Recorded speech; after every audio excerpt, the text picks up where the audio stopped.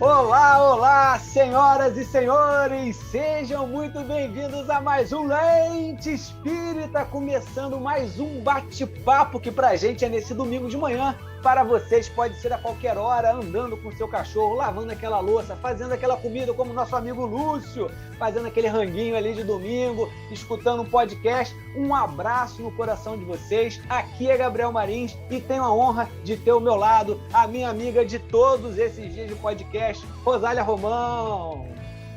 Olá, Gabriel. Eu sou Rosália Romão. Olá, vocês. Que alegria nós estarmos juntos mais uma vez no podcast Lente Espírita. Acessem as nossas redes sociais, @podcast Lente Espírita. Nós também estamos no YouTube, nós estamos no Google, joga lá podcast Lente Espírita que vocês vão achar, nas plataformas de som, e com os nossos episódios, com pessoas fantásticas, com temas fantásticos, falando sobre a nossa sociedade, jogando uma lente espírita, né, Gabriel? E aí a gente vê os braços de lente espírita atuando aí na sociedade cada vez mais. O Gabriel tem um recadinho especial de uma lente espírita para vocês. Ela não sabe que estamos dando esse recado aqui, mas daremos em primeira mão para vocês. Talvez você já tenha recebido alguma mensagem dessa. Existe aqui em Niterói, cidade onde atualmente eu resido, e também mora uma das nossas companheiras do Lente Espírita, que é a Juliana Machado, um grupo chamado Voluntários do Bem. Galera, prestem atenção nessa galera. Desde o dia 14 de março de 2019, no início da pandemia, quando as casas espíritas tiveram que diminuir aqui em Niterói ou parar com as atividades do sopão, de entregas de campanhas de comida nas ruas, esses voluntários do bem se reuniram e começaram a fazer entregas de lanches, de kits higiênicos, de comidas no geral. Eu faço uma contribuição mínima dando uns ovinhos cozidos por semana que a Helena vai lá e coloca na caixinha. De vez em quando eu mostro as fotos para a galera. Mas estamos aqui para sensibilizar vocês. Em nome da Juliana, que é aquela companheira que vai no carro, está na semana toda, no corre lá por Niterói, entregando a comida nesses espaços para os moradores de ruas, para as pessoas em condições de rua. Conta cada uma das histórias mais frenéticas do que as outras, porque agora eles estão precisando da nossa ajuda, galera. É uma atividade que não tem patrocínio, eles fazem isso com a ajuda de colaboradores, então é um que faz o lanche, o sanduíche, é outro que entrega o papel higiênico, é outro que faz a quentinha, e agora eles estão precisando de recursos para poder continuar esse trabalho. São mais de 500 refeições por semana, galera.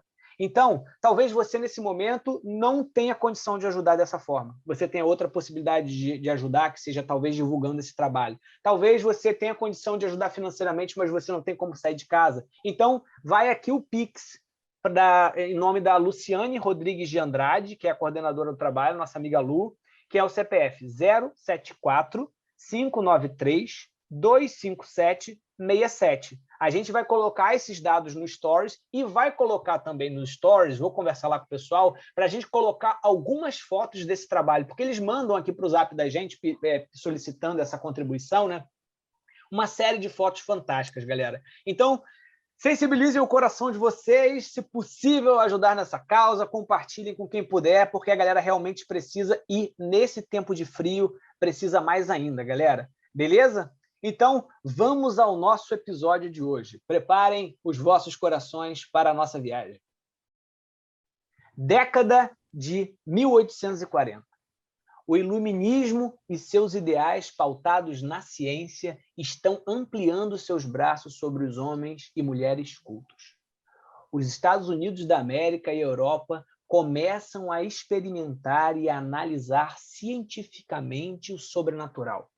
É milagre? É razão?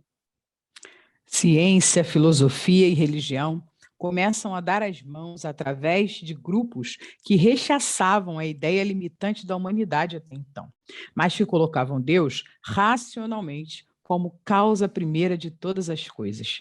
Assim surgiram os grupos maçônicos, os ocultistas, os mormons e o espiritismo. O professor Hippolyte Léon Denis Rivaio, codinome Allan Kardec, avança nos estudos do espiritualismo moderno e propõe Palavra nova para a ideia nova. O Livro dos Espíritos, reunindo questões do mundo sobre ciência e filosofia e questões ético-religiosas, que se desdobra em O Livro dos Médiuns, em 1861, o Evangelho segundo o Espiritismo, em 1864, O Céu e o Inferno, em 1865, e a Gênese, em 1868, em um longo estudo complementar nas revistas espíritas. Os estudos organizados por Allan Kardec ganham adesão em diversos países do mundo. No Brasil, eles entram pela corte, promovido pelas relações amistosas entre França e Brasil. Oficialmente, o primeiro grupo espírita localiza-se na Bahia, organizado por Olímpio Teles de Menezes, em 1868. O movimento se espalha por todo o Brasil, em esforços individuais e coletivos, femininos e masculinos. Bezerra de Menezes, Bittencourt Sampaio, Joaquim Travassos e Antônio Luiz Saião são os primeiros nomes lembrados em atuação na Corte Imperial e nascente República Brasileira. E em 1884, a Federação Espírita Brasileira é fundada, organizando e constituindo o espiritismo também como um movimento espírita brasileiro. E segue o movimento espírita ganhando novos braços ao longo das décadas do século XX. Crescem as unificações, federações, conselhos, novos nomes como Anália Franco e Cairbar Schutel popularizam a causa em São Paulo, assim como Eurípides de Barçanufo e Ivone do Amaral Pereira em Minas Gerais. E surgem também as primeiras dissidências na primeira metade do século XX, com o surgimento da Umbanda em Centro Espírita em São Gonçalo, em 1908, e também o espiritismo racional e científico cristão, movimento sistematizado por Luiz de Matos e Luiz Alves Tomás, em Santos, São Paulo. Enquanto movimento espírita, há uma personalidade simbólica.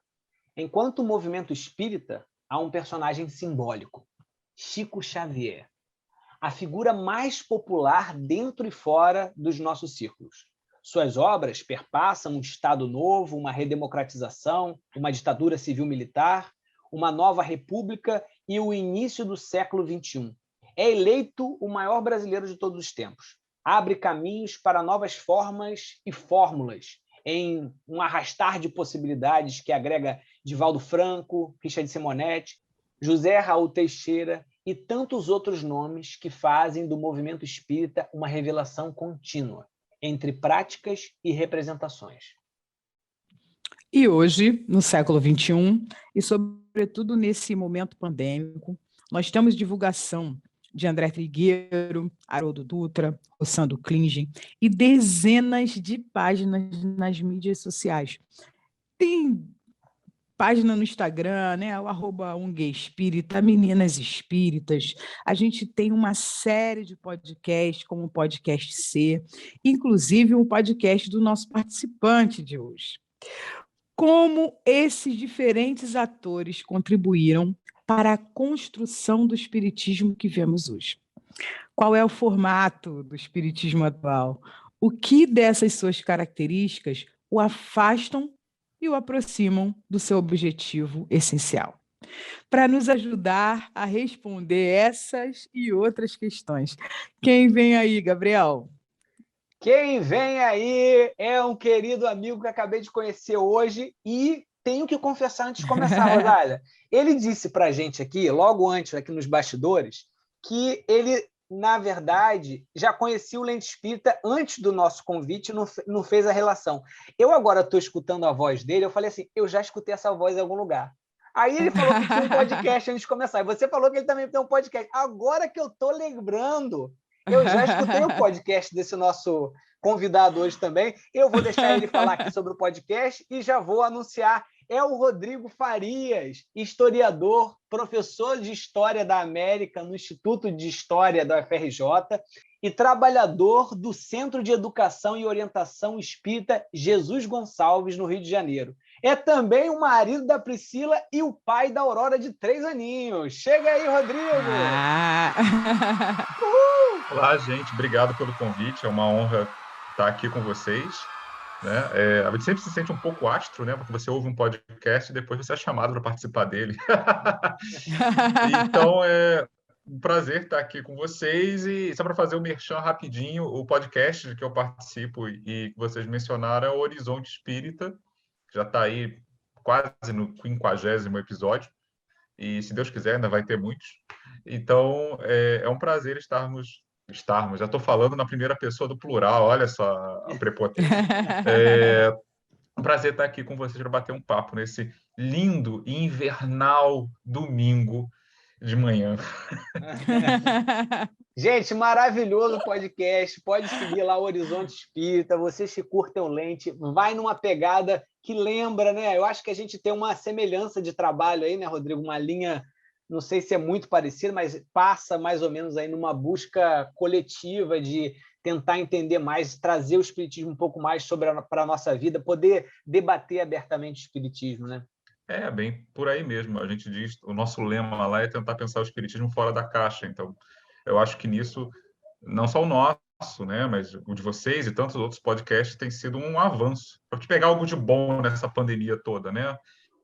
Tem tido uma explosão aí de fóruns, debates e também podcasts para a gente, de repente, explorar outras possibilidades que nem sempre encontravam o mesmo espaço no ambiente mais convencional, institucionalizado dos centros. Então, acho que tem esse lado de bom. Tem que ter alguma coisa de bom nisso tudo, né? Então, essa é uma. Então, Rodrigo, nós fizemos aqui uma introdução extensa e, por isso, nossas perguntas serão objetivas, pois nós e os nossos ouvintes queremos apreciar a sua fala. Por isso, meu amigo, fique à vontade para trocar essas ideias, trazer um pouco desse conhecimento. E, inicialmente, você poderia nos dizer um pouco sobre como se constrói o saber espiritualista a partir do século XIX? Claro. Bom, eu sou professor, então eu tendo naturalmente a falar muito. Por favor, me dê um puxão de orelha se eu exagerar. Bom, então, primeiro, o espiritualismo, né, assim como um movimento, ele começa lá nos Estados Unidos, em 1848. Esse é um marco geralmente aceito, que os próprios espiritualistas consagraram, embora ele não seja lá muito absoluto. Você tem coisas bem parecidas já bem antes.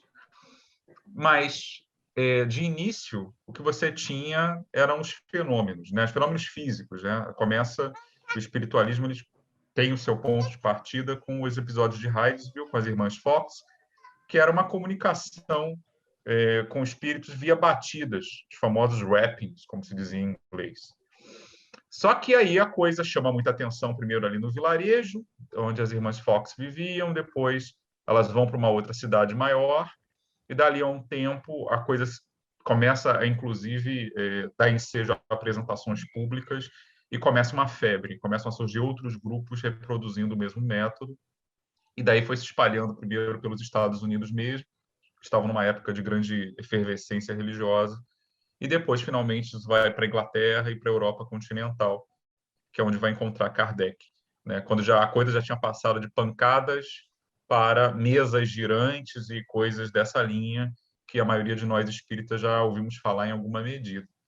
Né? E depois, um pouquinho depois, tudo isso que eu estou falando está se passando em poucos anos, em menos de uma década, você começa a ter outras modalidades que vão sendo testadas. As pessoas vão descobrindo a psicofonia, vão descobrindo a psicografia, vão usando cestos e outros aparelhos, né, para tentar registrar essas comunicações.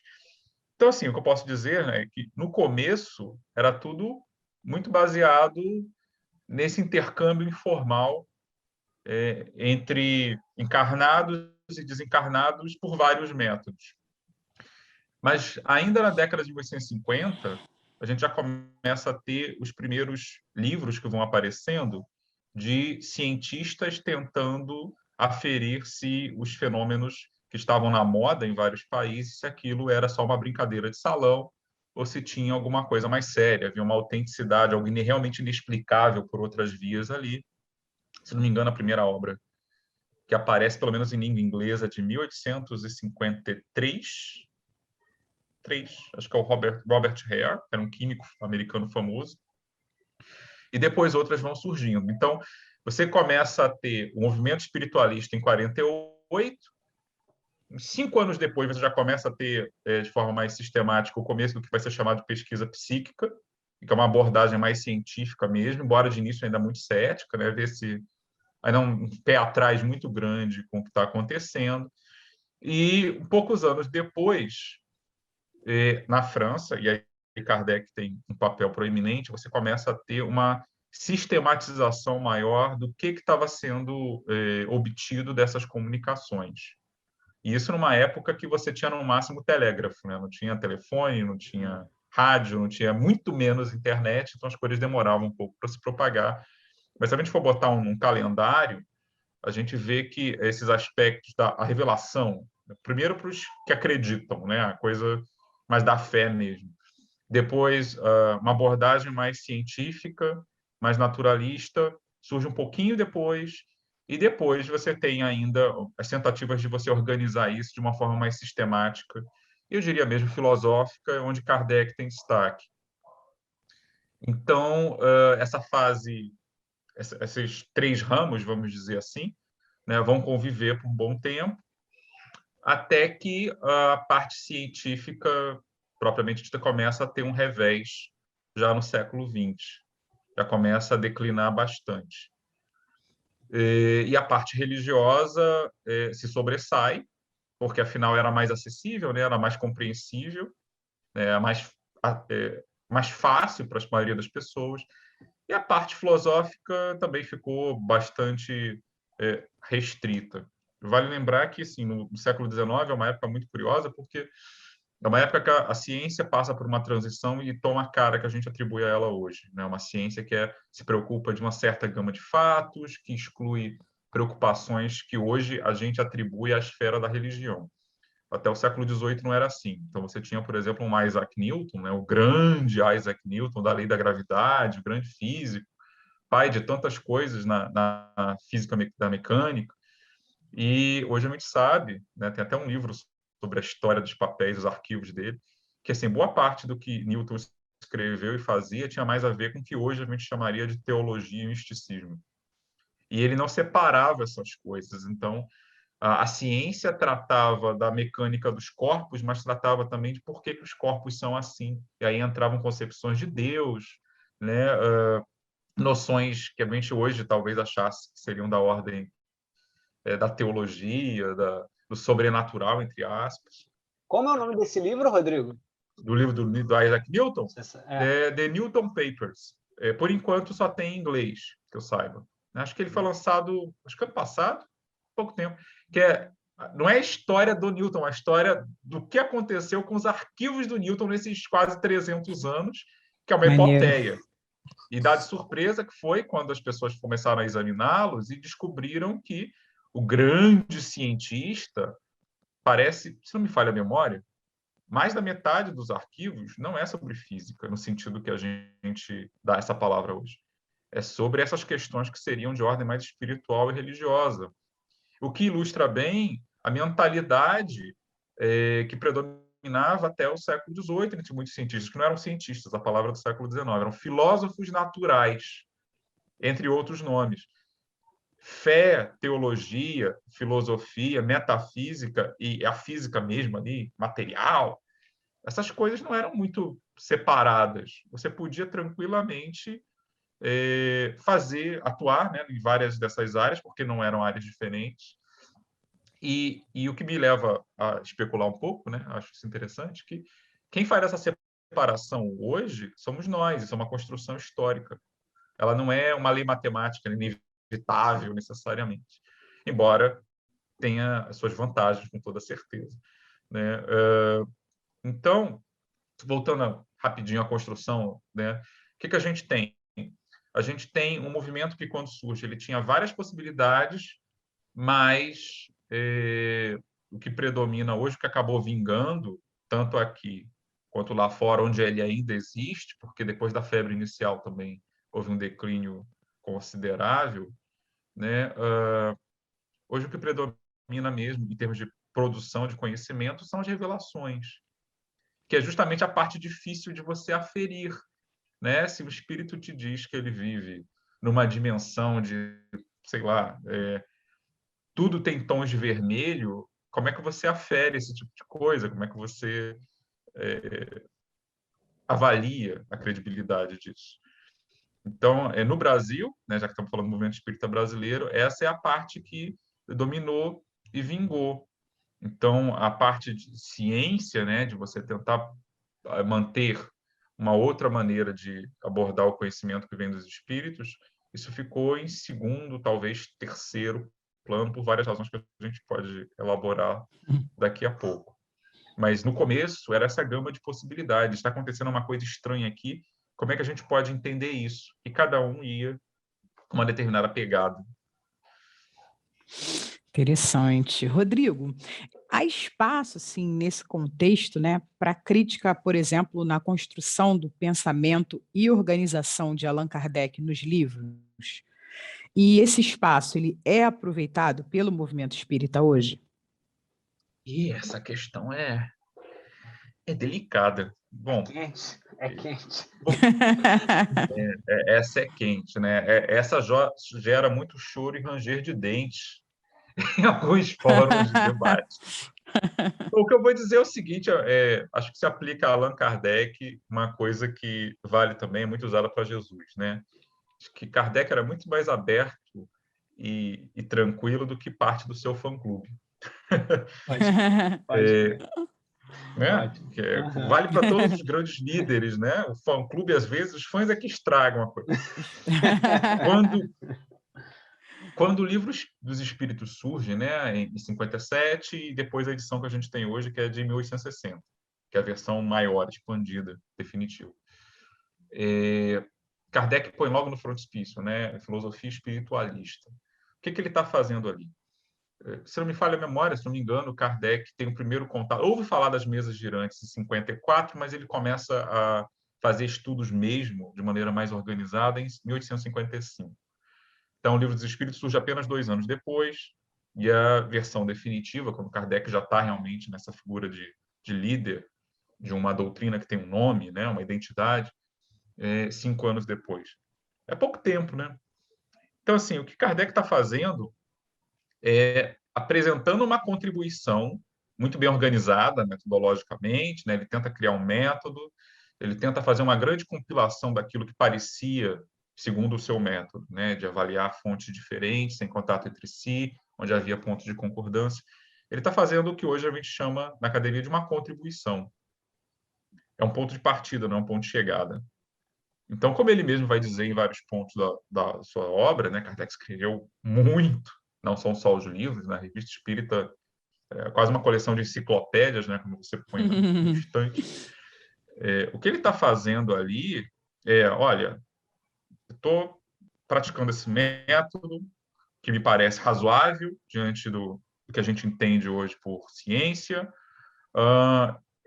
Os fenômenos são válidos, né? Eles trazem umas mensagens que a gente pode aprender com isso. Eu estou propondo isso aqui. E isso aqui é o que eu consegui levantar até hoje sobre esses dados, através do interrogatório dos espíritos, feito não apenas por ele, né, mas pelas pessoas que enviaram seus dados, suas informações para ele.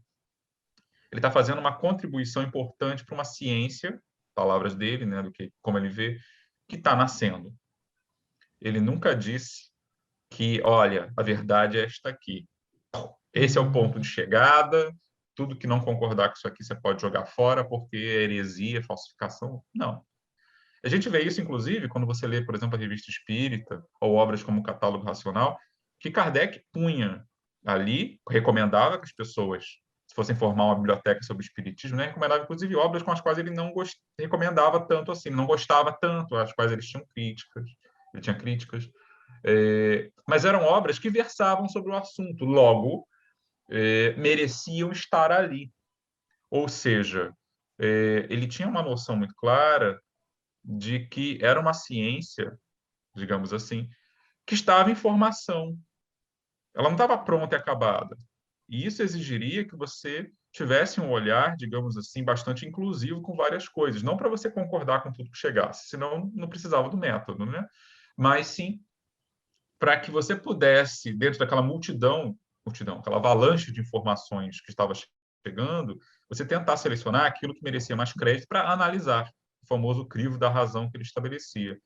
Então, a gente vê que Kardec, a grande preocupação dele, e acho que um dos diferenciais que ele tinha em relação a muitos dos espiritualistas, né, é essa preocupação com filtros. Nem tudo que chega é bom, tem que ter filtragem, e ele dizia isso, está lá na Gênese, né, quase no fim da sua vida, é uma ciência de observação. Então, ele viu o espiritismo como uma ciência baseada em observação. Você não podia gerar propriamente os fenômenos na hora que queria, né? Os espíritos não são objetos para você manipular a qualquer hora, então tem umas dificuldades aí. Então, a gente tem que observar. E então, essa ciência, por ser ciência, tem que estar aberta a novas informações, a novas hipóteses, ela tem que ter um mecanismo de autocorreção de tempos em tempos. É claro que você pode discutir o que merece ser considerado ou não uma correção válida, ok, mas a possibilidade está lá. E nisso, ele se distinguia da visão que a gente tem, por exemplo, de uma religião tradicional, que tem seu corpo de ensinamento, geralmente dado por algum mestre, algum líder, alguma divindade, e que os ensinamentos são aqueles, você não mexe. Você pode variar as interpretações, mas você sabe qual é o ponto de chegada. Você não pode divergir daquilo. A teologia cristã faz isso, né? Você pode elucubrar porque Jesus disse isso ou aquilo, mas o que Jesus disse está dito, né? A Escritura, o texto sagrado está estabelecido, você não contesta aquilo. Você só tenta entender, né? E às vezes expandir em cima daquilo, mas a base é imexível, né? Kardec não é bem assim, né? Ele parece muito mais aberto, inclusive, a correções vindas de fora da doutrina, quando ele fala, por exemplo, da questão da ciência. Embora, por um lado, ele tentasse separar o que era do escopo da ciência normal, né, tradicional, e o que era do escopo do que ele chamava de ciência espírita, tinha que ter um diálogo, né? Essa ciência de observação, ele diz no mesmo texto na Gênesis, quando fala dos caracteres da revelação espírita, ela, digamos assim, ela está em diálogo com todos os ramos da economia social. Então, o espiritismo é uma espécie de é uma revelação, ok, porque se baseia em informações vindas dos espíritos, mas ao mesmo tempo é uma revelação contínua e que tem a nossa parte também. A gente também vai determinar, os filtros são nossos, não são os espíritos. Não é, o espírito não aparece para você dizendo simplesmente, olha, você tem que aceitar isso e aquilo e você simplesmente se submete. Você tem que lidar com todos os espíritos que te chegam, né, usando uma metodologia que é criada aqui, né, com base no que você considera que é a melhor filosofia, a melhor ciência, e a gente que estabelece isso. E a gente define, então, o que nos parece aceitável ou não, que obviamente vai mudar com o tempo, né? Quando, por exemplo, alguns espíritos diziam para Kardec que havia vida em Marte ou em Júpiter, isso parecia muito mais crível no século XIX, quando a gente tinha equipamentos de observação. A gente não tinha satélite, não tinha sonda espacial, a gente não tinha ainda nem a Lua. Então, assim, e eu fazia algumas dessas descrições que pareciam sugerir uma vida física mesmo, né? Isso era mais aceitável naquela época. Hoje é mais complicado, né? Então, assim, a ciência andou, e o que a gente faz? A gente continua lendo do mesmo jeito? Não dá, né? Então, quando a gente pega, por exemplo, um trecho da Gênesis, a uranografia geral, que teria sido uma revelação de um espírito, né? O médium era o Flammarion. Hoje a gente sabe que era o Camille Flammarion. Mas ele mesmo depois se convenceu de que aquilo era provavelmente um texto anímico, né? Ou seja, uma coisa que veio da mente dele mesmo. Não seria do Galileu o espírito. Mas aquilo reflete noções de ciência daquele período, lá da década de 60 do século XIX. Em 150 anos, a astronomia... 160 anos. A astronomia evoluiu para caramba. Você não vai ler do mesmo jeito. Nem deve. Ah, mas foi Kardec que botou. Kardec não é ele não trabalha como uma espécie de papa, com todo respeito aos nossos amigos católicos. Ele não faz profissão de dogma dessa maneira. Ele está estabelecendo um diálogo entre uma ciência nova que ele está mapeando e participando da elaboração dela e os saberes do seu tempo. Ele não pretendia que você lesse a uranografia geral que está na Gênese, como, digamos, nossos colegas protestantes, lá do sola escritura, né? Só a escritura é sagrada, leem, por exemplo, as profecias de Isaías ou as cartas de Paulo. Não é a mesma coisa, né? Aquilo ali é um conhecimento transitório estabelecido com o que se sabia à época, com o que parecia razoável. supõe-se que aquilo vai ser passível de mudanças ao longo do tempo. Então, se Kardec fosse escrever hoje, se ele aparecesse aqui de novo, fosse fazer a Gênese, ele ia mudar muita coisa. Como ele provavelmente ia mudar muita coisa de outras obras também, à luz dos conhecimentos que a gente tem hoje. Né? Então, assim, há espaço para crítica? Está na fonte, inclusive. Inclusive, Kardec muda de ideia, né? Entre o que ele dizia sobre possessão espiritual no Livro dos Médiuns, no que ele diz depois na Gênese, ele mudou. Então, se ele discorda dele mesmo, né, ele evolui, a gente também deveria fazer. Agora, a segunda parte da pergunta, que é a parte delicada. As pessoas, nós temos feito isso, e aí complica. É meu palpite. Porque a gente bate muitas questões, né, Rodrigo? Por exemplo, você trouxe uma frase que eu até anotei aqui, né, que o espiritismo, Kardec conduz o espiritismo não como uma chegada, né, mas um ponto de partida. E isso abre um leque de possibilidades, né? E o que a gente vê, como se configura o movimento espírita no Brasil, todas as comunicações que vêm depois, algumas relacionadas a Kardec, as questões de Kardec, outras opostas, né? Falando enfim, de situações que a gente não vê presente no que a gente chama de codificação e a própria função das palavras, né? Porque espiritismo, espírita, médium, mediunidade a gente tem nas obras, mas, por exemplo, evangelização a gente não tem, né? Codificação, Pentateuco, como é que a gente conduz, né? E isso fala muito, assim, até para você complementar essa segunda resposta, você iniciou, eu falei, caraca, tenho que falar agora, assim, porque sempre me angustiou muito, Rodrigo, as pessoas utilizarem a expressão pureza doutrinária, sabe? E eu acho que isso vai muito mesmo ao que você está falando, está trazendo para nós, e fala muito desse aproveitamento, desse espaço de crítica, né? Porque as pessoas muitas vezes utilizam pureza doutrinária para fechar a argumentação, né? E aí você não questiona, né? E Kardec é o maior questionador de todos, né? E aí, Rodrigo? Assim, pureza doutrinária, né, remete a um livro. Poxa, o nome do autor era aquele que está na ponta da língua. Eu esqueci agora. Um autor, acho que de São Paulo. E que acabou servindo, virou um mantra, né, um lema de uma corrente, digamos assim, dentro do movimento, que é muito comum na internet, né, que virou dos ortodoxos, né, ortodoxia espírita, que é aquele movimento de você fazer uma espécie de volta a Kardec, né, de revalorização de Kardec, e muitas vezes, da maneira como muita gente entende, excluir o que veio depois, né, tipo, voltar ao básico, né, e excluir ou fazer uma crítica, às vezes, até bastante severa do que veio depois. O problema disso é o seguinte, né, como acho que você deixou implícito, a gente não... Como é que eu vou dizer? Para mim, que sou historiador, acho muito engraçado como a gente repete os processos e dinâmicas que os nossos amigos cristãos mais velhos, né, já reproduziram antes. É a mesma coisa da reforma protestante. Está uma confusão, né? Então, o que eu faço? Eu volto para o básico. O que é o básico?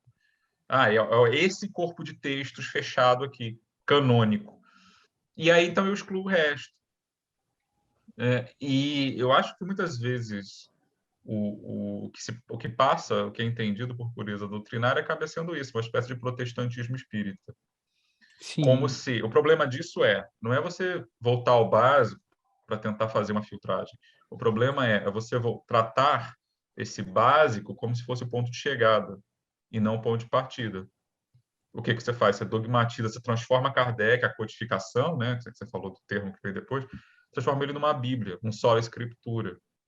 E aí, eu sempre, quando eu ouço isso, eu sempre digo, olha, se a gente for entender espiritismo como algo que 60 anos depois, tudo que tem a oferecer é o ponto de partida, então o movimento faliu, vamos fazer outra coisa. Porque se Kardec teve essa trabalheira toda para criar uma doutrina progressiva, uma ciência de observação que dialogasse com outros saberes, e tudo que você consegue depois desse tempo todo é jogar tudo fora e voltar para o básico, sem problematizá-lo, falhou, gente. Vamos para casa. Sim. Dá menos trabalho, sabe? Não dá. E aí o que você acaba criando, né? Acaba criando disputas por poder, né? Você tem lá os sabichões que vão determinar o que é válido ou não, que não olham também suas próprias vulnerabilidades, porque também, depois de 160 anos, qualquer ciência, inclusive as ciências naturais, depois de 160 anos, mesmo você tendo os clássicos e respeito por eles, você não olha para eles como se eles fossem te dar as respostas que você deveria ter, algumas delas hoje. Nenhum biólogo lê Charles Darwin sem alguns pontos de ressalva. Isso aqui precisa de atualização, isso aqui não era bem assim, né? Não sei a geologia, Gabriel, é a sua área, mas Pô, eu demais. imagino que também você não lê lá Total. aqueles caras lá de 1830 que descobriram aquelas camadas todas, como se eles fossem a ponta de lança do saber geológico hoje em 2021. Quer dizer, supõe-se que tem coisas que devem ter mudado, tem observações que precisaram ser complementadas. Não, Então, minha preocupação com essas coisas é isso. E vale como um degrau, né, Rodrigo? Vale como um degrau. Quando a gente faz, na verdade, a gente utiliza-se daquela base que foi daquele primeiro degrau que foi colocado para poder ir além, né? Mas a gente não vai com tudo, né? Não são todas aquelas contribuições que vão fazer a gente subir todos os degraus da escada, né? A gente vai pegar o que foi aquela contribuição ali e vai conseguir ir além exatamente porque teve aquela contribuição. E uma coisa que eu acho interessante dessa questão, né, sobre envolvendo até geologia, dentro das nossas casas espíritas, palestras, a gente conversa sobre a idade da Terra, né? Todo mundo fala sobre a idade da Terra, sobre os cálculos que são feitos. Na verdade, a gente não fala muito, mas a gente fala sobre a idade da Terra como 4,6 bilhões de anos, né, desde a sua formação. E o método para se descobrir isso é um método científico, né? É o método de datação.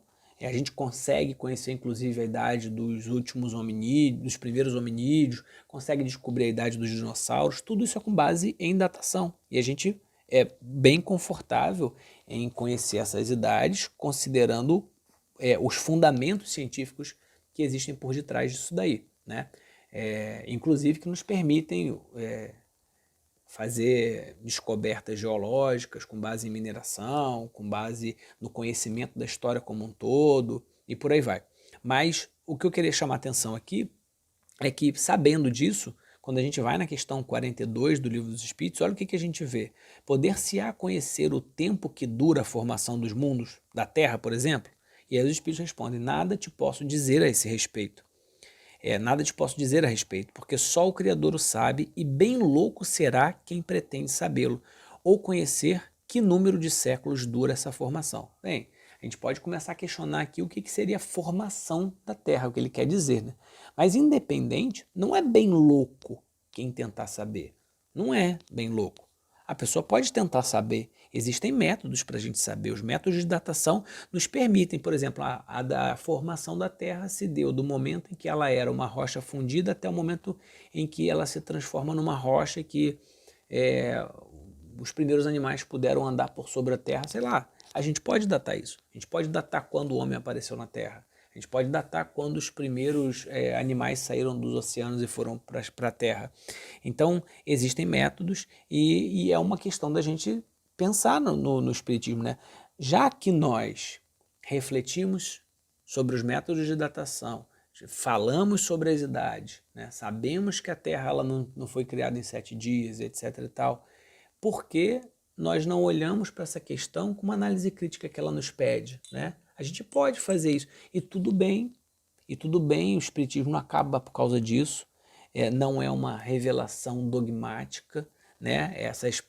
O que vem ali escrito, ela não é uma, não são, todos os pontos não são inamovíveis, nós podemos refletir sobre ele. Kardec fez isso, imagina Kardec hoje pegando essa questão, é isso que eu queria deixar aqui pra gente. Imagina Kardec hoje pegando essa questão 42.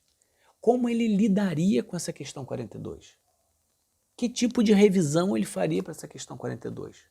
Né? Ele fez revisões dentro das suas próprias obras. Você me fez lembrar uma outra questão também que desperta certa polêmica, que é a questão da geração espontânea no Livro dos Espíritos. Eu confesso que eu não tenho a memória tão boa quanto a sua para lembrar o número exato da pergunta, né? Mas está lá, né? A questão de como dos germes, né, que surgem da vida, etc., que também é uma questão que muita gente passa batido. E outra que talvez desperte incômodo hoje, puxando um pouco mais para as questões humanas, né, é quando fala, por exemplo, da questão dos papéis de homens e mulheres, né, que aí choca mais, é uma coisa mais fácil de entender, né? Você não precisa ser um especialista para pensar sobre isso, na questão das funções para cada um dos sexos, né? Não havia da noção de gênero e tal. E, entre outras que a gente pode, que você procurar, você acha, claro, porque estamos 160 anos à frente, temos outras questões, outros saberes, outras experiências como sociedade, né? Coisas que pareciam absurdas, hoje a gente vê que não são, porque a gente viu que não eram, né? Vimos o resultado. Então, esse diálogo, estar aberto a isso é uma coisa importante, mas também não ajuda o fato, e aí é uma coisa bem do nosso tempo, é bem datada, de que muitas dessas conversas, hoje, elas são feitas em redes sociais. E o formato de rede social não facilita muito o diálogo fraterno, né? Tipo, o formato da Uhum. intervenção, da conversa, meio que favorece mais, até instintivamente, a gente tende a replicar mais quando vemos algo de que discordamos, e a secura da comunicação escrita, ainda mais uma coisa rápida, às vezes faz com que o que poderia ser um debate interessante em pessoa vira uma briga de voadora Uhum. em caixa de comentários, né? Então, então acho que isso também não ajuda muito. Eu não sei como anda esse tipo de conversa no ambiente dos centros, internamente, Uhum. né?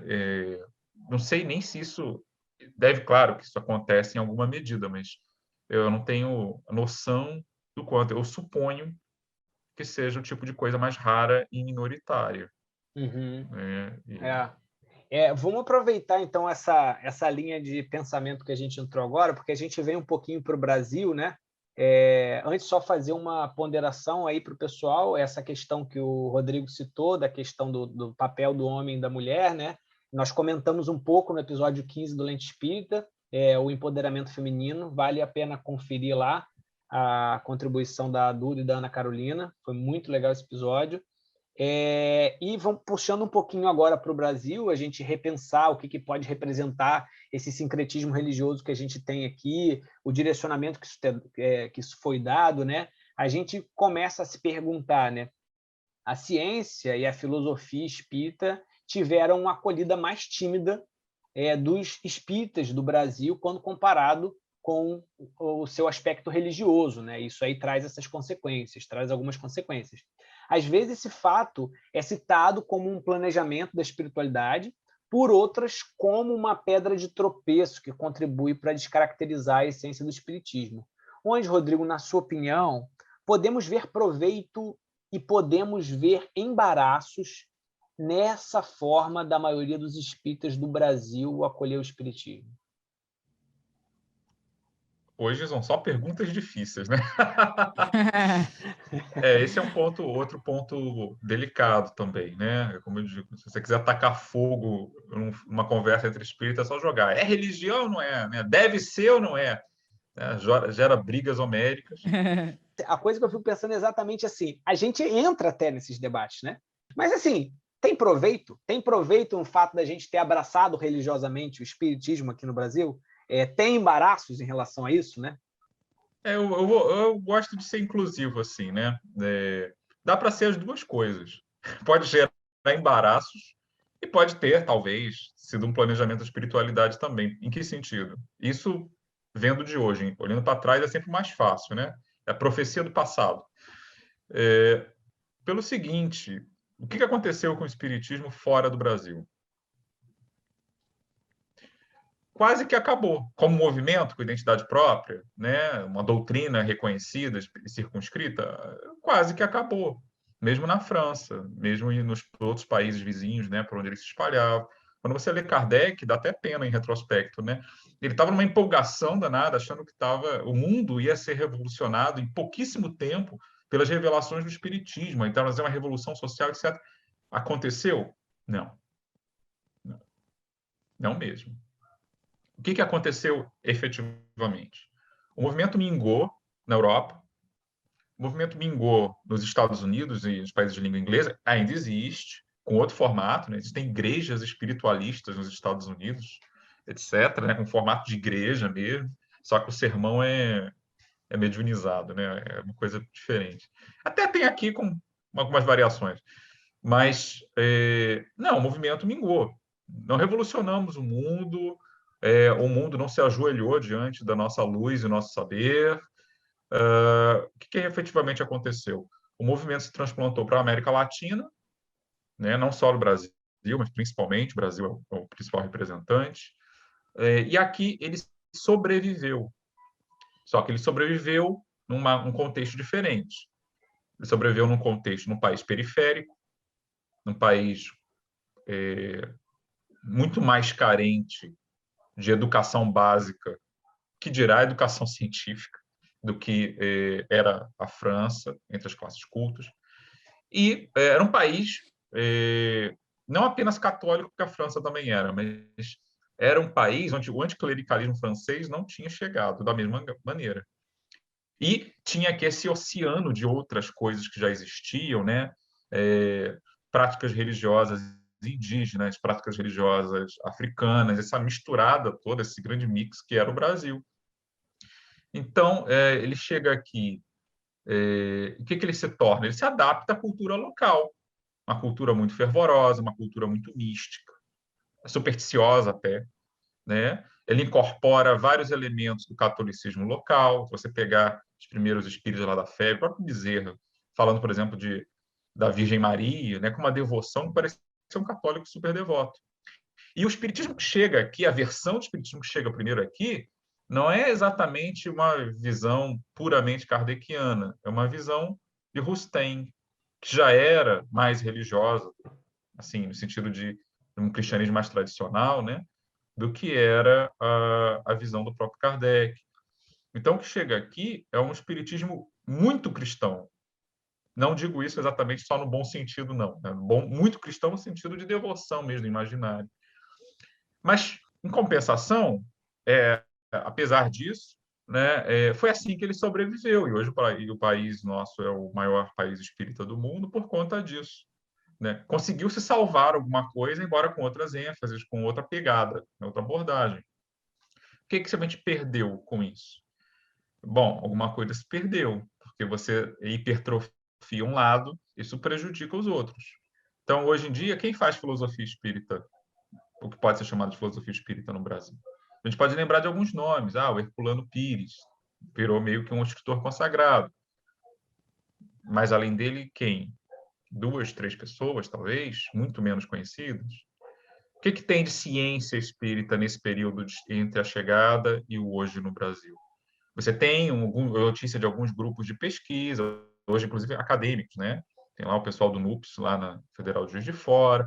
Você tem alguns pesquisadores individuais, um na USP, outro aqui e ali. Você tem relatos de experimentos com alguns médios físicos, como o Mirabelli, lá 100 anos atrás. E que queimou tudo, bastante. Aquela biblioteca. Eu fico imaginando se aquilo não tivesse queimado, né? Então, assim... contemporâneo nosso, Jorge Andréa, né? Que estudou, se debruçou bastante sobre a ciência espírita, né?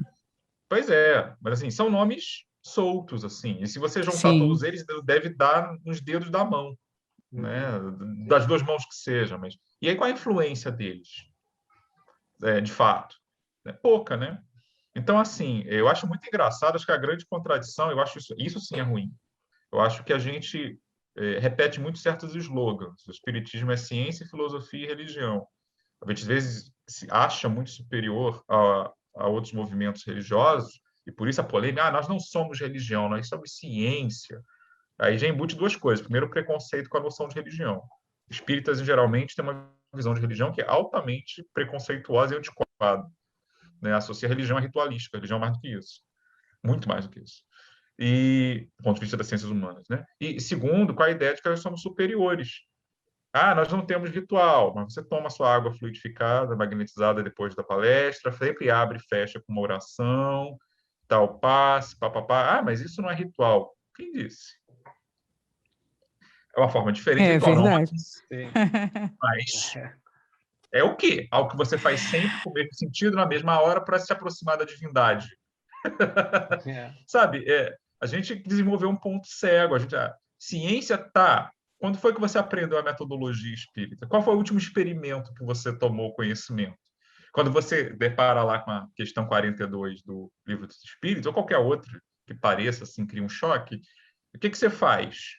Você passa por cima, você problematiza, né? Você questiona por que tem esse equívoco aqui. Você pensa nisso ou você passa por cima porque, afinal, a revelação é divina, não pode ser contestada. Então, assim, o lado ruim, o embaraço é isso.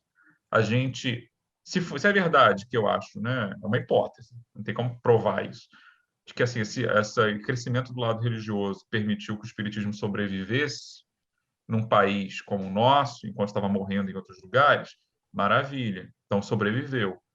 Mas não é o mesmo espiritismo necessariamente que talvez Kardec tivesse planejado. Ele recebeu outras influências. Não necessariamente para o mal. Sim. Né? O que mais se lê hoje no espiritismo brasileiro? Romances. Isso necessariamente é ruim? Não, mas já é uma diferença. Sim. Como é que são esses romances? Alguns são mais técnicos, mas a maioria são historinhas até relativamente previsíveis, né? Um tipo de enredo e tal. Que isso que existia também, né, no espiritualismo inglês, tá? Nada contra. O pessoal fala que André Luiz, não sei o quê. Já tinha muitos relatos como o de André Luiz, ainda antes do século XX começar. Então, assim, isso não é necessariamente uma grande novidade. Podia ser novidade aqui, não lá fora. Mas o que a gente tem? Quem é o nosso grande exemplo? Hoje a gente supervaloriza o médium. Né? Kardec, você mal sabe, você tem que se esforçar para saber quem foram os médios que cooperaram com ele. Um ou outro você sabe o nome assim por alto, né? Irmãos de Fogo, papapá. Mas aqui o médium virou estrela. Muitas vezes você define se a obra é crível, se é válida, não pelo conteúdo, mas pela origem mediúnica. O médium é o médium fulano, é o Chico, é o Divaldo, é a Ivone. Então tudo bem. Mas é o Joãozinho das Couves, que é novo, que veio depois, você não sabe como avaliar. Então, assim, isso cria problemas. Porque também, justiça seja feita, aplicar o controle universal do sino dos espíritos hoje é um negócio que também exige uma certas ponderações. Como é que você faz isso? No tempo de Kardec, você achar que o médium não entrou em contato com uma obra psicografada na Rússia era fácil. Mas hoje, na era da internet, como é que você faz isso? Como é que você separa o pastiche do que é original, sabe? É difícil. É engraçado então, isso que ele falou, hein, Rosália? Essa parada Rodrigo está trazendo provocações para 4 programas, Rodrigo. Não, que ele falou da questão. Ele falou da questão 42. Eu, como geólogo, eu vi a questão 42, eu saí correndo dela no início. Eu não comentava. Inclusive, olha, eu estou abrindo o coração aqui. Quando eu indicava o Livro dos Espíritos para um amigo que era geólogo, que estava aberto, eu sempre falava assim, olha, você vai se deparar com uma questão 42, mas a gente pode conversar sobre ela depois. Então, eu justificava com base em alguma coisa assim, em termos de a pergunta não foi tão bem elaborada, a resposta não precisava ser tão objetiva, alguma coisa assim, né? Então, assim, sedimenta realmente isso e a gente cria uns conflitos para viver com essas coisas dentro da gente. Tudo bem lidar com esses conflitos, talvez exatamente por ver esse lado bom que permitiu que o espiritismo tivesse acolhido aqui, mas também não significa que a gente tem que deixar a outra asa atrofiada. A gente vai aprendendo a lidar com isso com o tempo. Com certeza. Bem por aí. O Rodrigo, é engraçado porque quando você estava falando, eu fiquei pensando nas minhas motivações para estudar história, por exemplo, além da paixão entregada aqui em casa com a minha mãe e tal.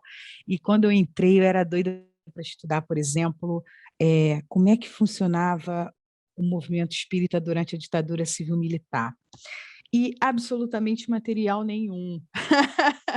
Não existe, por exemplo, uma psicografia de alguém que foi um torturado político, por exemplo.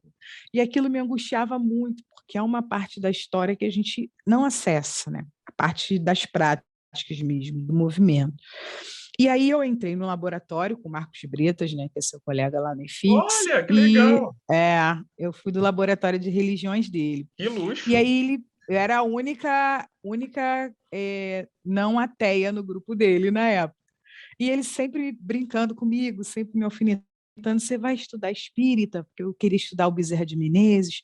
E aí ele foi lendo comigo e ele é apaixonado por João do Rio, né? Marcos Bretas. E ele falou, olha, eu li um pouco do espiritismo no livro Religiões do Rio. E eu fui ler. Gente, recomendo a todo mundo, assim. Porque o que o João do Rio fala do espiritismo e do movimento espírita lá no início do século XX é muito do que a gente está vivendo agora. Ele fala, a monografia que eu fiz, inclusive, sob orientação lá do Bretas, foi entre a sinceridade e a exploração, porque o João do Rio estuda Kardec para falar que existem espíritas sinceros e exploradores no movimento. E ele utiliza essa argumentação de como os espíritas veem e como os não espíritas veem. Então, por exemplo, a gente tem ali como fundador da FEB o Ângelo Torteroli, que depois é um cara, faz coisas desastrosas assim, no início do século XX, tem embates muito difíceis com Bezerra de Menezes.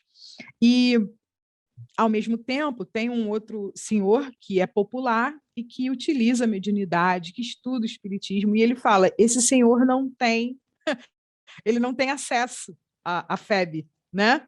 E aí ele faz essa argumentação, né, do que de fato, porque o que eu te falei, né, que me angustiou muito na minha juventude, ouvir pureza doutrinária e depois ler Bezerra de Menezes, o Reformador de 75, falando que, na verdade, a gente precisa entender que a pureza doutrinária é a vivência do espiritismo, é a gente entender teoria e vivenciar. Só que muita gente está levando para outro lado, está levando para esse lado do conservadorismo, está levando para esse lado do não pensar a religiosidade, não pensar que existe sim um sistema ritual espírita que passe, prece, água fluidificada, fazem parte desse sistema, sim, que a gente não questiona. Então, assim, é uma série de informações que a gente vê de espíritas e de não espíritas, assim, Rodrigo, pessoal, procurem Rodrigo nas redes, como espírita e como historiador, o Rodrigo está fazendo um trabalho, divulga aí, Rodrigo, também maravilhoso, com outros historiadores que estão estudando o espiritismo, e a gente precisa construir essa ponte com como o espiritismo está sendo estudado na academia, porque há provocações que estão sendo feitas que têm que fazer a gente se repensar enquanto movimento. E aí ainda, Rodrigo, falando assim sobre esse nosso pensar historiador, né? Ao revisitarmos a história e as suas narrativas, sobretudo no acesso à memória na atualidade, a gente tem reparado dois caminhos distintos que têm sido tomados, né? Um é o do revisionismo histórico, que não valida o conhecimento, que não experimenta e que, por isso, tem aberto espaços para fake news. E tem um outro caminho, que tem sido feito pelos historiadores da descolonização, que têm buscado conhecimentos nas ancestralidades indígenas, africanas, né?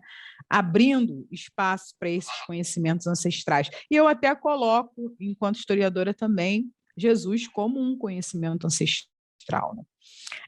Essa revisitação histórica contribui hoje? O que você acha? Pensar numa revisitação da história contribui hoje para a construção do espiritismo? A gente voltar ao passado, a gente fazer essa reinterpretação, a gente se ressignificar. Isso contribui? O que você acha? Como? Se contribui, de que maneira que contribui? Bom, você tocou em mais alguns pontos interessantes, né? O que eu posso dizer é o seguinte: realmente a gente vive numa época de revisionismos históricos, alguns bastante gritantes, né? Sim. Tem gente aí vendendo curso com um tipo de história, digamos assim, hiper enviesada, como se fosse a história que eles, é sempre um eles, não querem que você saiba, né? E aí vão atraindo publicidade assim, ganhando dinheiro em cima, vendendo história falsificada. De fato, a gente tem um problema com isso no Brasil. Isso tem, no caso do movimento espírita, está tido um pouquinho. Eu não atribuiria exatamente a golpe publicitário, mas nos últimos poucos anos, né, a gente tem tido algumas polêmicas aí que eu acho que tem muito de sensacionalismo e pouco de base empírica. Né? A gente tem falado muito sobre a busca sempre, acho que tem a ver com a ortodoxia também, a busca de algum bode expiatório pelo qual você possa culpar o fato de que o mundo inteiro não se tornou espírita ou de que houve algum tipo de desandar do movimento espírita.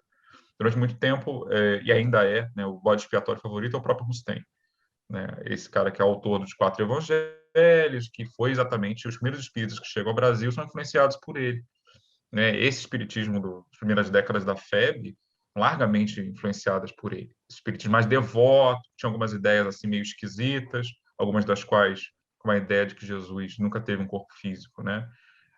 Kardec discordava. Recentemente, inclusive, tem se anunciado que entre esse acervo de cartas de Kardec que se está explorando agora, teriam achado uma que o espírito de verdade meio que desautorizava completamente Rustem como um mero entusiasta, né? Mas isso é uma coisa que ainda vai ser publicada, etc. Então tem esses debates, mas assim, as pessoas gostam de botar a culpa no Rustem. O espiritismo brasileiro não é ideal porque começou com o Rustem, porque a fé preservou o Rustem, papapá, papapá, papapá. Mas assim, o espiritismo nunca se resumiu só à fé. E, de novo, entra a questão do contexto, né? Será que outros tipos de espiritismo teriam vingado aqui? Se teriam vingado, por que não vingaram? Né? A gente pode ficar debatendo isso eternamente. Então, tem esse tipo de coisa, e agora, nesses últimos tempos, essa questão de achar fraude, procurar fraudes, né? Disseram que a Gênese tinha sido adulterada por causa da edição que se usa de 1872, Kardec morreu em 68, que a revisão teria sido feita, as diferenças entre a quarta e a quinta edição teriam sido fruto de adulteração, de má fé, e aí, ao que parece, pelo que eu ouvi dizer, descobriu-se uma edição de 1869 que só poderia ter sido feita pelo próprio Kardec, que já tinha as alterações que apareceriam na quinta, mas o pessoal que passou 3 anos alardeando que tinha adulteração na Gênese, eu não tenho visto a mesma ênfase reconhecendo o erro. Pelo contrário, agora o céu e o inferno também foi adulterado. Então, assim, a gente tem que tomar cuidado com isso. Eu nem classifico isso como uma fé, mas muitas vezes são pessoas que não são historiadores, né? Tipo, o cara vai lá, faz uma pesquisa, não necessariamente ele tem algum treino metodológico, ele descobre e acha que achou a pólvora e alardeia para todo mundo, porque nas redes sociais você alardeia essas coisas em tempo real. Você não espera amadurecer, você não faz uma discussão primeiro mais reservada entre especialistas, você simplesmente joga para todo mundo, para a plateia, publica livro, etc. E aí as pessoas começam a achar que estão com o espiritismo do Paraguai, né? Digamos assim, um espiritismo falsificado. Desculpem, Paraguai, mas eu sou dos anos 80, ainda você dizia isso impunemente, sem parecer uma ofensa terrível. Foi mal. Mas, enfim. Então, ainda a gente tem um pouquinho disso. Mas eu acho que é o tipo de coisa que tende a arrefecer à medida que se consolida um outro movimento, que também já vem de um tempo, que a academia está descobrindo o espiritismo como objeto de estudo. Já faz aí uns 30 anos. Antigamente, você tinha quase que pouquíssimos estudiosos não espíritas trabalhando com o espiritismo. Agora você tem alguns são até espíritas, mas são espíritas que têm doutorado, né? Fazendo tese sobre algum aspecto do movimento espírita.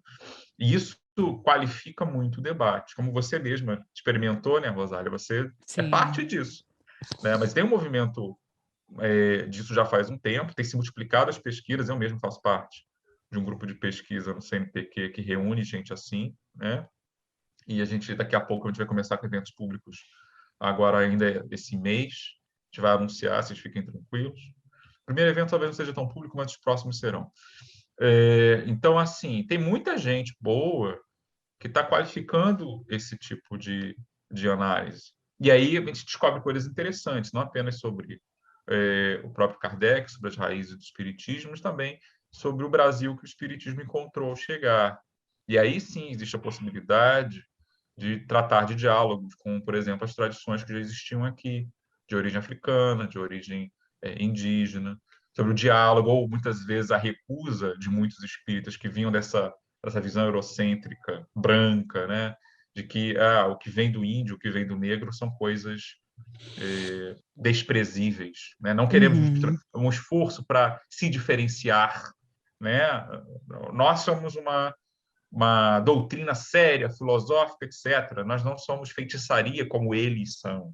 E aí o João do Rio também é uma boa fonte.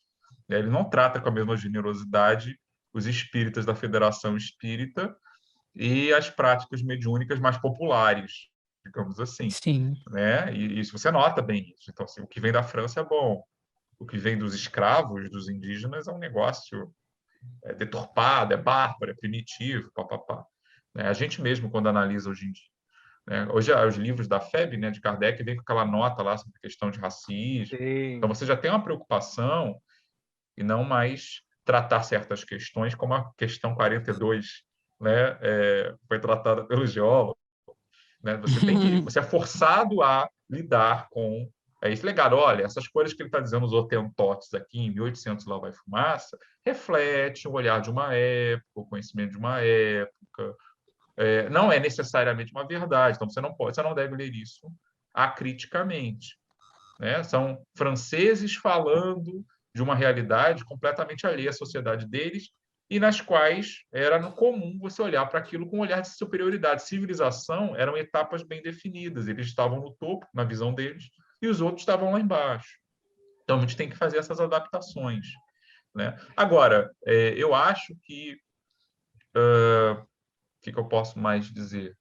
Eu acho que hoje também, em algum momento, a gente vai começar, forçados por esse tipo de contestação, a, de repente, olhar para outras tradições, a Umbanda mesmo, né, que está mais perto,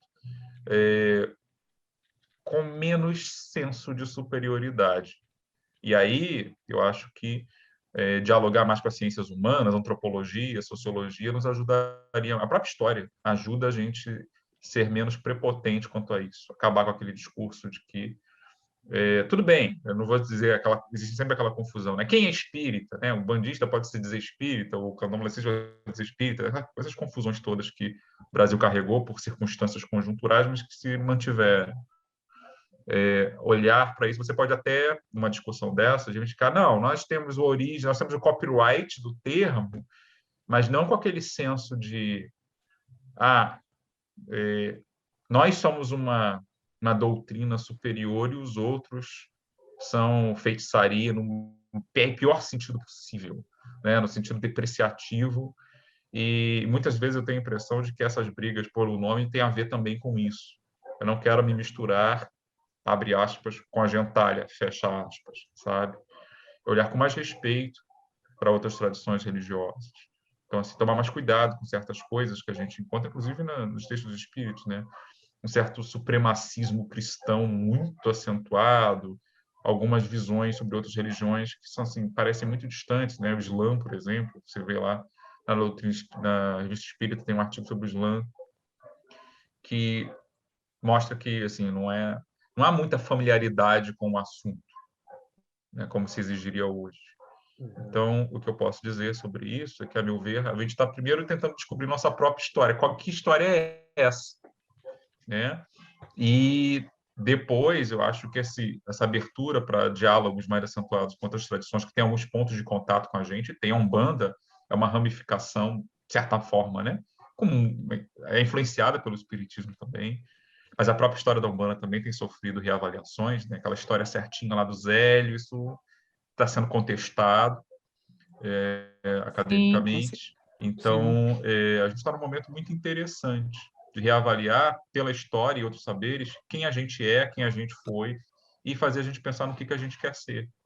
Porque talvez tenha certas máscaras que a gente usou nesse tempo todo que talvez não caibam mais, não sejam mais adequadas a uma visão moderna da nossa própria doutrina e das outras com as quais ela teve que conviver.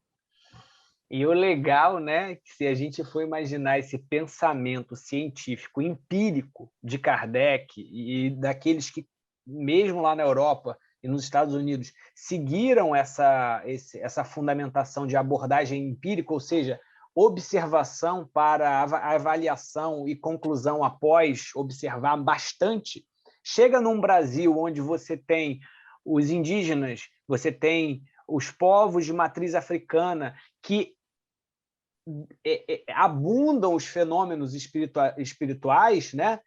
Você vendo isso, na verdade, em vez de você abafar, pelo contrário, você tem mais você tem mais diversidade para observar, né? Para poder anotar. Meu irmão é um entusiasta dessa parada, né? A gente vai conversando assim, a gente troca ideias e tal. E ele fala assim, não, cara, a gente tem que registrar, a gente tem que anotar, a gente tem que observar e tararau. E ele busca muito isso, né? Ele vai no candomblé, ele olha, ele conversa com a galera do banda, ele quer fazer isso dentro das possibilidades deles, dentro do movimento espírita. Eu acho isso fantástico e, assim, é o que a gente vê também em termos de academia, né? Falando sobre ciência, inclusive ciências exatas, ciências humanas. É isso, né? A gente tem que observar para poder concluir. Cara, eu acho que um dos pontos positivos, se eu pudesse falar em relação a esse futuro, aproveitando também um pouquinho a pergunta que a Rosa te fez, é isso. Eu acho que o lugar da grande diversidade de abordagens culturais que puderam se aprofundar, né, mergulhar na vivência espiritual e na relação com esse mundo espiritual, gente, o Brasil tem uma diversidade muito grande. A gente acabou acolhendo uma diversidade muito grande disso. E aí você pode, por exemplo, aqui o preto velho se manifesta com uma característica assim, assim, assim, assado. Ali o caboclo vem e se manifesta desse jeito. Aqui Bezerra de Menezes está se manifestando desse jeito. O que tem em comum entre esses caras? O que não tem em comum? Por aí vai, né? A galera aí da ciência aí cai dentro disso.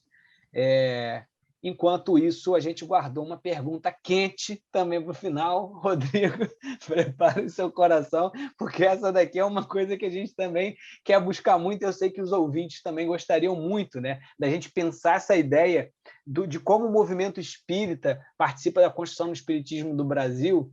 A gente queria encerrar o podcast hoje com uma reflexão sobre o atual momento que a gente vive no Brasil, né? Namorando perigosamente com o radicalismo político exacerbado. De que maneira esse momento tem afetado o estudo do espiritismo e o movimento espírita? E como afirmar um novo caminho e campo de ação para o espiritismo e o movimento espírita hoje, na sua opinião? Vou ganhar hater hoje, né? Tipo, receber ameaça. A gente está terminando. Enfim, então, a Rosália tocou num ponto que eu acho bem válido. Tipo, ela quis saber sobre o movimento espírita na época da ditadura civil-militar, do famoso golpe de 64, para quem não está habituado com esse termo, né? Civil-militar. Geralmente a gente fala ditadura militar, mas civil-militar hoje a maioria dos historiadores tem preferido. A gente não sabe porque muitas vezes não tem muitos estudos sobre isso e os próprios espíritas não parecem muito interessados nessa questão. Mas quando você vê, por exemplo, um pinga-fogo, um certo momento, acho que é o segundo pinga-fogo, acho que é o 71, né? Acho que é de 71. Faz uma pergunta a Chico/Emmanuel sobre isso e a resposta parece muito simpática ao regime. E isso no início dos anos 70, que está no auge assim, da repressão, né? Olha, tem havido um acerto de contas difícil entre vários movimentos religiosos, denominações protestantes, por exemplo. Não sei no catolicismo, mas deve haver também, sobre colaboração ou omissão diante de regimes autoritários. Já tem estudos, por exemplo, tese, dissertações sobre metodistas, sobre presbiterianos. No espiritismo eu ainda não vi, mas acho que está meio na hora. O que a gente tem são estudos, por exemplo, sobre movimentos específicos, o movimento universitário espírita, entre outros, que surgiram aqui e ali, mas que tiveram alguma relação com o quadro político, mas que depois acabaram morrendo, né? A gente tem, vez por outra, alguém tem redescoberto alguns autores mais antigos que passaram batidos geralmente, né? Manuel Porteiro, lá na Argentina, que tentava um diálogo entre marxismo, da sua época, e as questões espirituais. O próprio Herculano Pires tem uma obra, O Reino, que é interessante sobre isso. Mas a minha opinião, né, uma opinião, que eu acho que falta um pouco a gente, é o seguinte: no espiritismo a gente está acostumado demais a olharmos moral e ética como uma coisa puramente individual. É o meu progresso, a minha evolução, as coisas que eu tenho que suportar. E eu acho que a leitura que geralmente pegou aqui para lidar com questões mais amplas é uma leitura muito quietista. Quietista, né, na tradição protestante, tem a ver com uma visão meio mística, digamos assim, que evita a intervenção no espaço público. É uma religião muito privatista, muito privada, muito da esfera individual. Você pode pegar várias mensagens do Chico, por exemplo, que sugerem uma atuação nessa linha. E umas poucas que também vão na linha contrária. Então, a gente acho que se habituou muito a pensar que as questões do mundo não são de interesse espiritual e evitamos isso. Até onde eu sei, eu nunca estudei esse assunto, mas o pouco que eu li, algumas pessoas dizendo que, assim, durante a ditadura, por exemplo, a FEB preferiu lavar as mãos, se não se meter, evitar comentar sobre esse tipo de coisa, justamente para evitar perseguição e tal. Mas a própria Igreja Católica teve alguns nomes que foram fundamentais na resistência à ditadura, né? Dom Helder Câmara não me deixa mentir, e não foi por acaso. Então, eu acho que, para a gente, como espíritas, o nosso histórico não tem sido muito feliz nesse aspecto. A gente, para usar de novo Dom Helder, a gente aplaude quando se dá o pão ao pobre, mas quando se pergunta por que ele é pobre, a gente foge da questão. Ou, pelo menos, não tenta tratá-la como espíritas. E eu acho que isso pode ser ruim. Ruim por quê? Porque tem momentos de crise coletiva, e eu acho que a gente está, se não estamos numa, estamos muito perto de uma, em que você tem que ver que não dá para ser só quietista. Gosto de lembrar muito, por exemplo, que quando, nos anos 30, na Alemanha, o governo nazista tentou assumir o controle, por assim dizer, das igrejas cristãs, houve um movimento de resistência. Eu até consegui comprar um livro com uma antologia de sermões dessa época, desses resistentes. E houve, inclusive, alguns teólogos, né, o mais famoso é o Dietrich Bonhoeffer, que simplesmente foram a público dizendo não, aqui não dá, há limites.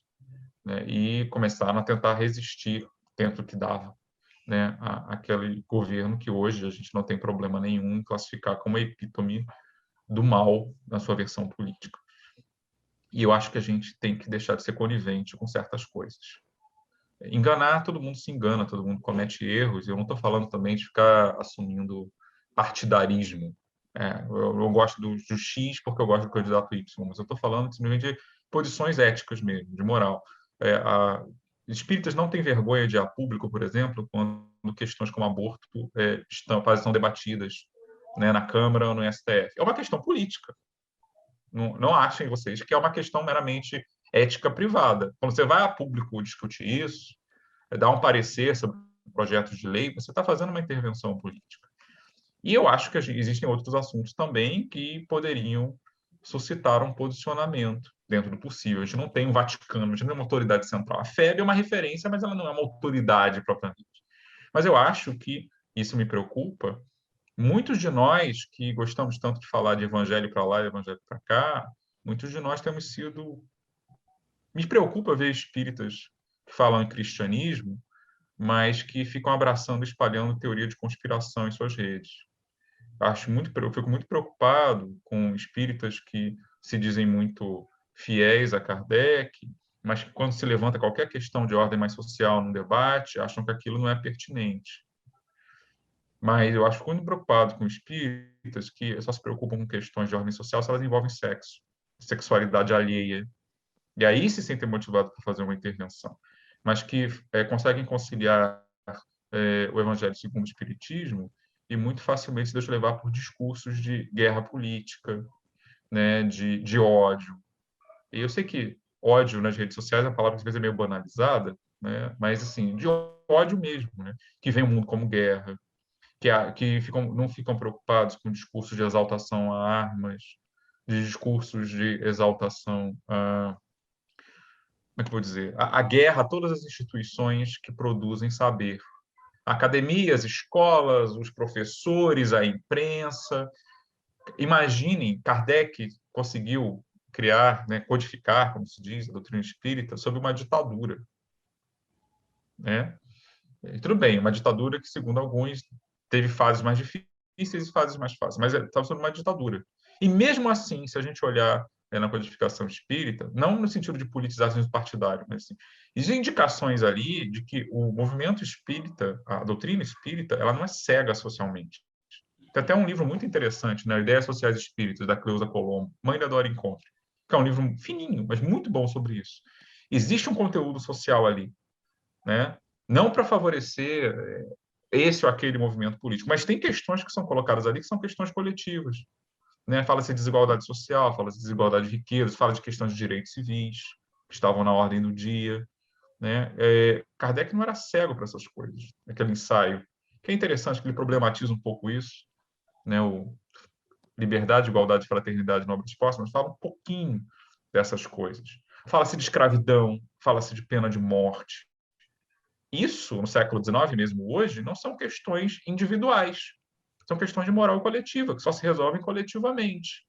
A escravidão foi abolida não por benemerência desse ou daquele governante, mas um movimento de contestação que já tinha um século, quando finalmente a escravidão acaba aqui, legalmente falando. Legalmente, porque na prática ela ainda existe em alguns lugares. Então, acho que falta para a gente, como no movimento espírita, uma reflexão sobre isso. O que tem é pouco, e muitas vezes é pouco conhecido. A gente não enfatiza essas coisas. Mas, assim, isso tem um preço. Isso tem um preço. E eu acho que o preço, muitas vezes, é justamente a gente não ter esse preparo.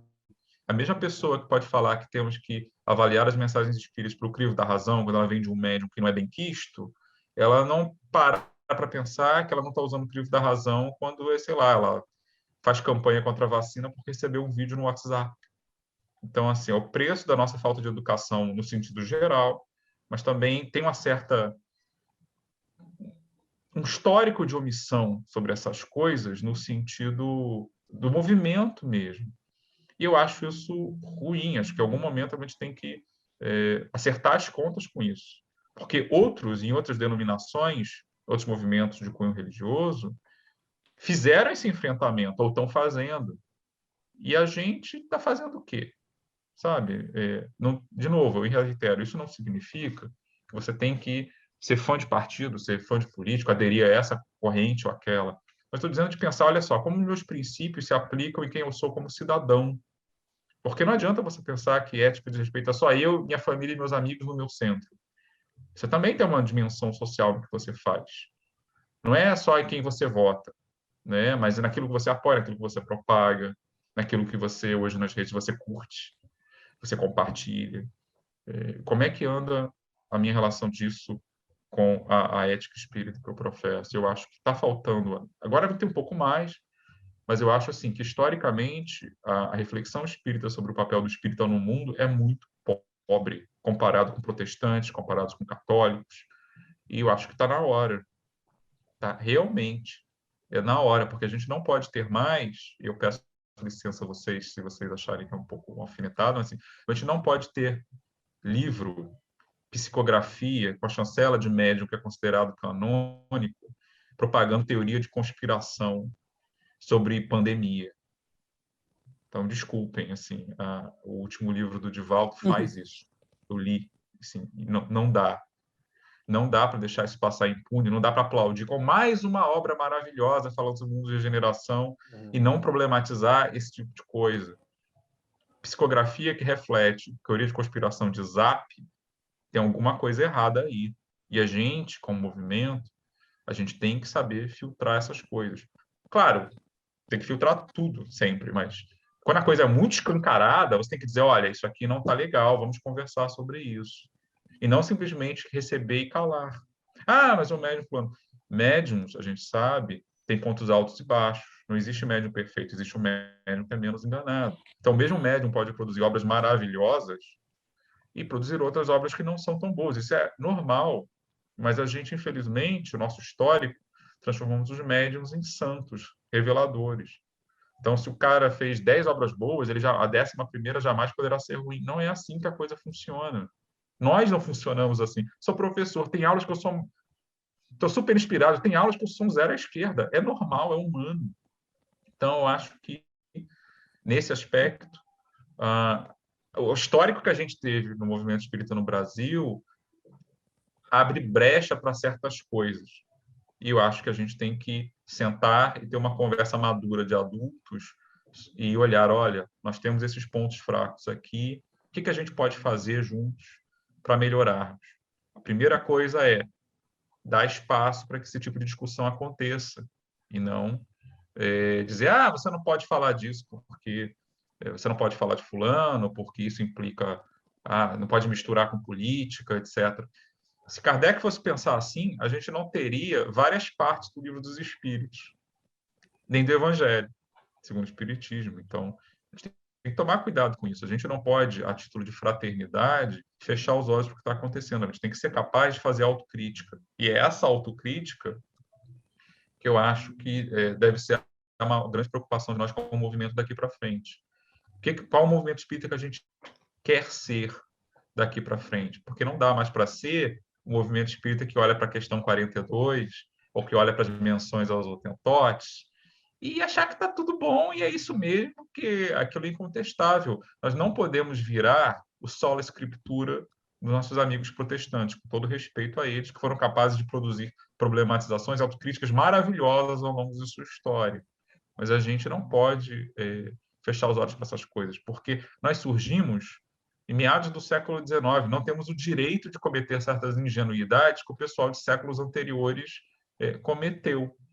Né? Somos, no Brasil, o movimento religioso com maior nível educacional, com maior número de graduados e pós-graduados, que tem, na média, né, um nível econômico mais favorável, né? Ou seja, teoricamente, comprar livros para a gente não tem sido, na maior parte das vezes, um grande problema. Então, vamos usar isso para alguma coisa, vamos fazer valer essas vantagens socioeconômicas. Mas, para isso, temos que criar espaços. E eu louvo a vocês, porque eu acho que podcasts como esse são justamente um desses espaços. Né? E eu rogo para que esses espaços depois começam fora, depois também possam adentrar as instituições espíritas, não ficarem só na internet, né? Que eu acho que essa fecundação mútua certamente já deve estar acontecendo. Mas vamos trabalhar para que ela aconteça e depois a gente não tenha mais que dizer, vamos pensar o espiritismo fora da caixa, porque a caixa já vai estar aberta, né? Vai ser muito mais espaçosa do que ela tem sido até aqui. Então, o meu palpite é um palpite. É esse. Eu agradeço a vocês por estarem fazendo, serem parte desse trabalho que a gente lá no Horizonte Espírita tenta fazer também, e tantos outros que estão com a gente, né, para ver se a gente torna o espiritismo mais aberto, mais inclusivo e mais palatável para as novas gerações, porque não vamos achar também que a galera não vai chegar exigindo mais. O espiritismo pode ser só um movimento cheio de cabeças brancas apenas, pelo amor de Deus. É isso. E, Rodrigo, agora para fechar mesmo, porque a gente perguntou para todos os entrevistados dessa série, o espiritismo é mesmo o futuro das religiões? Para ser franco, eu me incomodo com esse tipo de perspectiva, porque me parece triunfalista, me parece justamente aquele grande problema que tantas religiões têm, em particular as abraâmicas, né, de se achar a última bolacha no pacote e de ter sonhos de supremacia. Me incomoda mesmo. Por outro lado, eu entendo que, na visão original de Kardec, o espiritismo não seria uma religião no sentido clássico. Ele estaria trazendo informações sobre algo que seria cientificamente demonstrável. E, portanto, um dia, tais elementos, né, a questão da reencarnação, a sobrevivência do espírito, seriam, na verdade, demonstradas, acima de tudo, pela ciência e se tornariam um conhecimento consensual, para além das divisões sectárias. Então, nesse sentido, de ter a esperança de que os fenômenos e fatos que embasam a crença espírita, a doutrina e o movimento espírita, se tornariam objeto de um estudo independente, né, de maneira que as pessoas lidassem com esses fenômenos da mesma maneira como lidam com tantos outros fenômenos naturais e, portanto, teriam que incorporá-los à sua visão de mundo. Nesse sentido, seria mais razoável falar de o futuro das religiões. O problema, claro, é que isso não aconteceu ainda. E a gente não tem como garantir de que vá acontecer. Há uma esperança, eu acho razoável que haja. É possível que a gente conceber que ela possa ser provada. Existem algumas pesquisas nessa linha. Pode ser que ela atinja um consenso científico de alguma maneira. Né? Talvez não com a mesma exatidão que nós espíritas acreditamos, mas pode ser. Né? Mas isso não significa que todo mundo vai ser espírita. Definitivamente não. Rodrigo, a gente agradece muito, muito mesmo. São reflexões assim para a vida, que estão aqui na cabeça, deixando um quentinho no coração, deixando um quentão na cabeça. A gente agradece muito, e essa parte, o Lente em Foco, é quando a gente dá as dicas de leituras, do que a gente tem visto, do que a gente tem ouvido.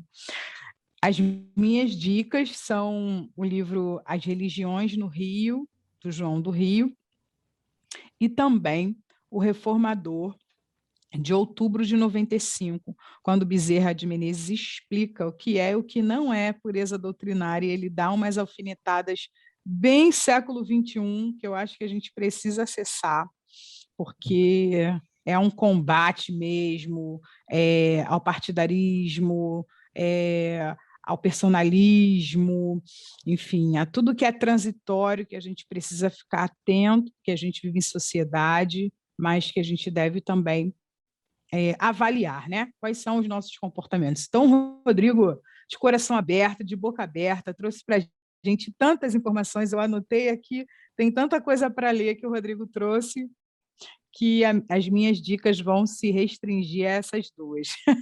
Obrigada, Rodrigo, suas dicas e sua palavra final. Bom, eu acho que eu já acabei fazendo, né? Várias, né? Eu agradeço de novo ao convite de vocês, agradeço a paciência de quem está ouvindo. E se for para deixar dicas, né? Adoro dar dica de.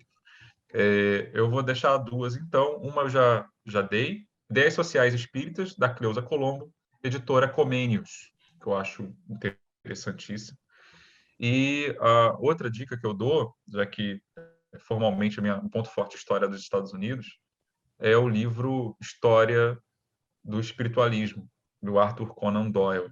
Porque eu acho que quando a gente olha a história do nossa ramificação irmã, né, digamos assim, para não dizer mãe, acho que pode ser muito instrutivo e fazer a gente pensar muito sobre os caminhos que nós próprios, como movimento, tomamos. Né? Fica aí a dica.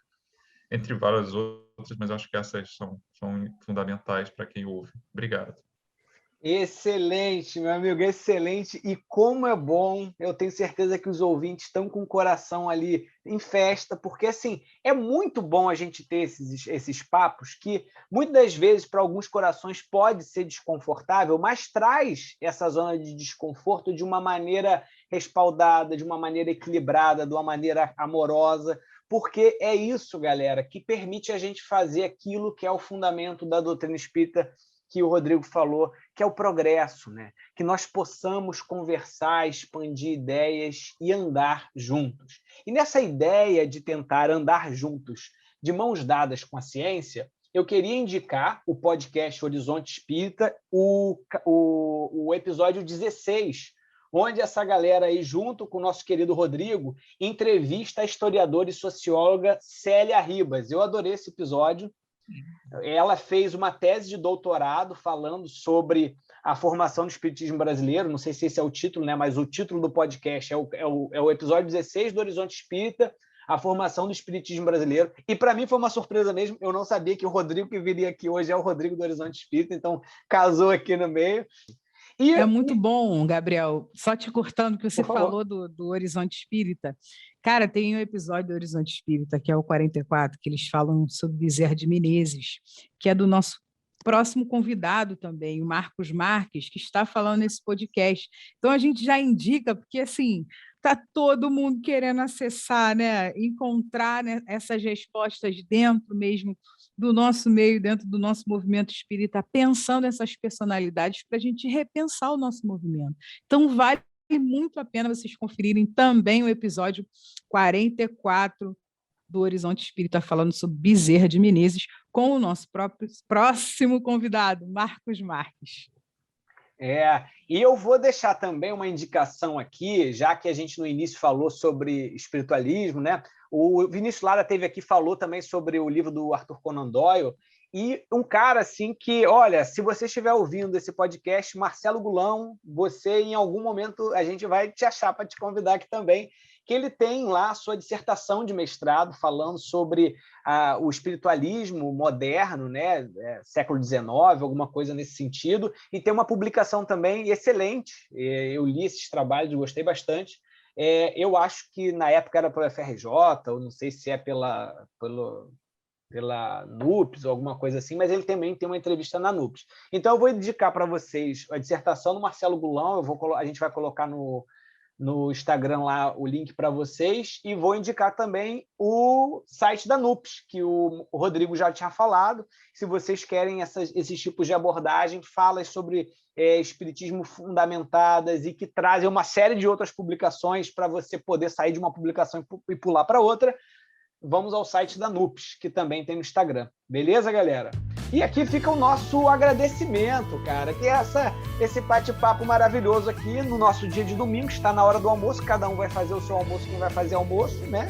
Quem não vai fazer almoço, não vai fazer almoço, vai comer um almoço aqui, mas eu tenho correr para fazer almoço. Então, um beijo no coração de todo mundo. Foi uma alegria imensa estar com vocês aqui nesse dia. E até o próximo Lente Espírita, galera. Beijos no coração. Beijos.